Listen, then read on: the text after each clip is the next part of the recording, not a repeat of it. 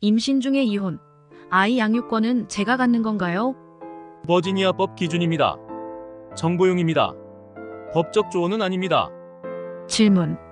결혼한 지 3년이 넘어가고 있고 임신 6개월이 돼갑니다. 이혼의 여러 가지 이유는 생략할게요. 이혼하면 아이의 양육권은 제가 갖는 건가요? 이혼은 어느 정도 걸리나요? 이혼 신청 후 한국에 가 있어도 될까요? 변호사는 꼭 선임해야 하나요? 제가 가져올 재산은 있나요? 한미법률사무소 빅터리 변호사 답변. 마음이 답답하시죠? 궁금한 것도 많고 아마 불안한 마음도 상당하리라 여겨집니다. 임신은 축복받아야 할 일인데 오히려 임신 때문에 여러 가지가 더 복잡해진 느낌입니다. 우선 다른 아이는 없다고 가정하고 답변을 드리겠습니다. 양육권은 주로 엄마가 갖습니다.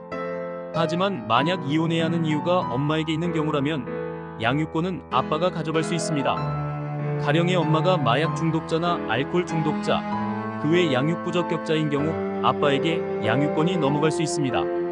하지만 이혼해야 하는 이유가 단순한 성격 차이 또는 남편의 외도, 폭력, 수감, 정신질환 등에 있다면 물론 양육권은 엄마에게 남습니다. 이혼에 걸리는 기간은 이혼 사유에 따라 다릅니다. 단순히 성격 차이로 이혼하는 경우엔 최소 1년의 별거 기간이 필요합니다. 하지만 남편의 수감 또는 외도로 인해 이혼을 하는 경우엔 이혼 신청을 바로 할 수 있고 법원 스케줄에 따라서 3개월에서 6개월 정도 걸립니다.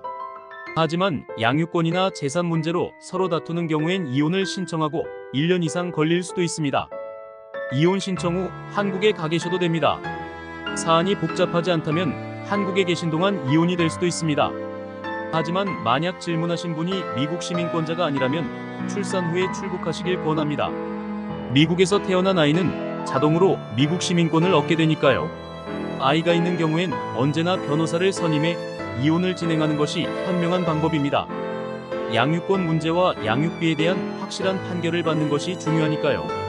재산 분할에 있어선 기본적으로 함께 모은 모든 재산은 반반이 원칙입니다. 하지만 함께 산 기간이 짧기 때문에 함께 모은 재산은 별로 없을 듯하네요. 그런 경우 서로 가지고 온 걸 가지고 나가게 됩니다.